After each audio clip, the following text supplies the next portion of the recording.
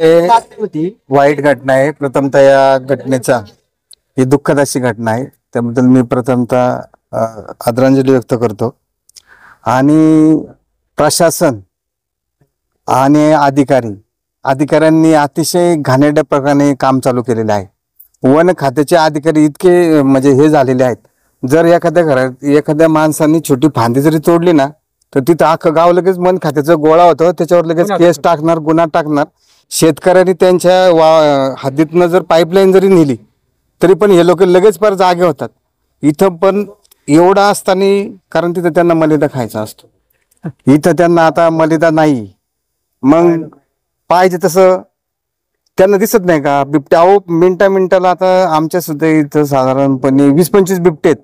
3 वेळा बिबटे पकडले. हे काय करतात, तिकडचे बिबटे पकडणार, दुसरीकडे आदेश. शासनाने निर्णय घ्यायला पाहिजे. शासनाने निर्णय घेतला तर पाहिजे, पण आजच्या कंडिशनला आता शासन निर्णय घेणार म्हणजे त्याला म्हणून काय झालं, निर्णय घ्यायला पाहिजे. निर्णय ताबडतोब घेतला पाहिजे.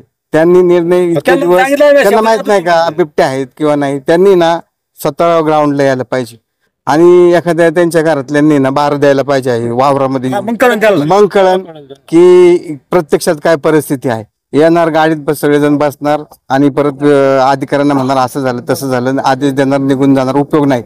त्याचं इम्प्लिमेंटेशन खालपर्यंत गेलं पाहिजे आणि फास्ट गेलं पाहिजे, हळू नाही. तुम्ही 2 महिने लावणार, त्याला काही उपयोग नाही.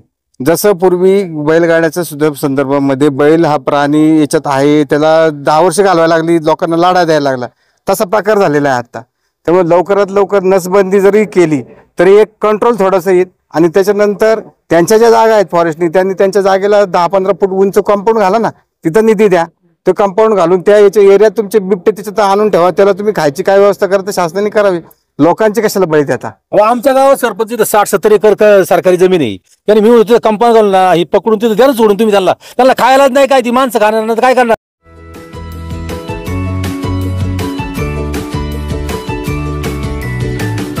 बातम्या शेतीच्या, बातम्या मातीच्या, बातम्या अन्यायाच्या, गुन्हेगारीच्या,